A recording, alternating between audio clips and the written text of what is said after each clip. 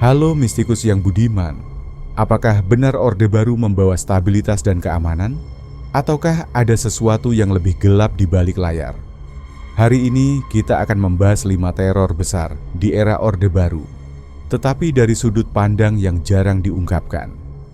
Ketika kita berbicara tentang Orde Baru, teror paling awal yang muncul adalah tragedi 30 September 1965. Tetapi, mari kita pikirkan sejenak. Apakah kita benar-benar mengetahui siapa dalang di baliknya? Fakta bahwa peristiwa ini dijadikan dalih untuk pembantaian massal adalah hal yang mengerikan. Namun, lebih mengerikan lagi bahwa ketakutan terhadap hantu, komunisme, terus dijaga selama puluhan tahun.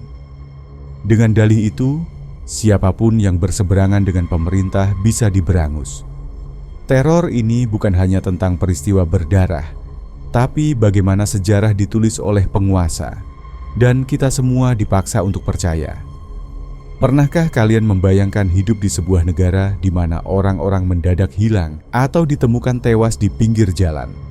Di awal 80-an, Indonesia menyaksikan pembersihan preman yang dikenal sebagai Petrus, penembak misterius. Korbannya rata-rata anak muda kelas bawah, seringkali tanpa bukti kejahatan yang jelas. Tapi, apakah ini hanya sekadar kebijakan keamanan? Atau sebenarnya sebuah bentuk teror psikologis?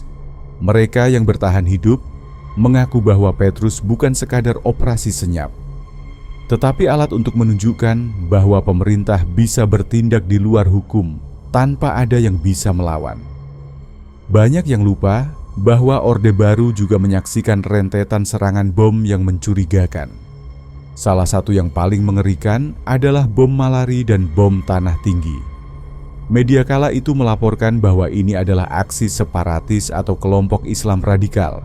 Tetapi, anehnya, pelakunya seringkali misterius, dan beberapa justru memiliki koneksi dengan aparat negara sendiri. Apakah mungkin bom-bom ini bukan hanya aksi teroris biasa, tetapi bagian dari strategi menebar ketakutan?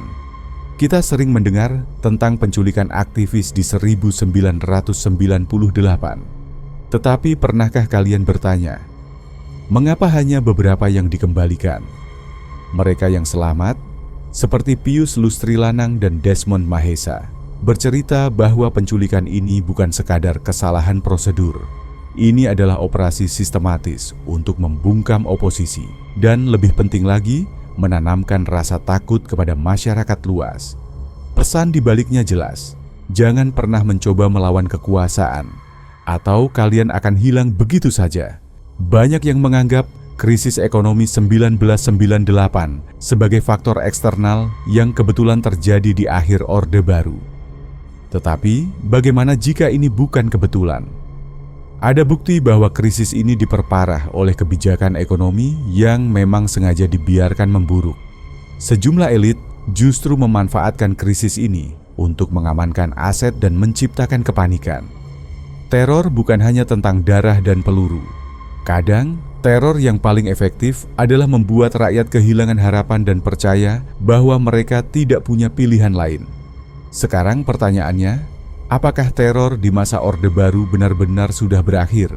Ataukah cara-cara lama itu masih digunakan dengan wajah baru? Yang pasti, selama kita masih takut untuk mempertanyakan sejarah, teror itu akan terus hidup di antara kita.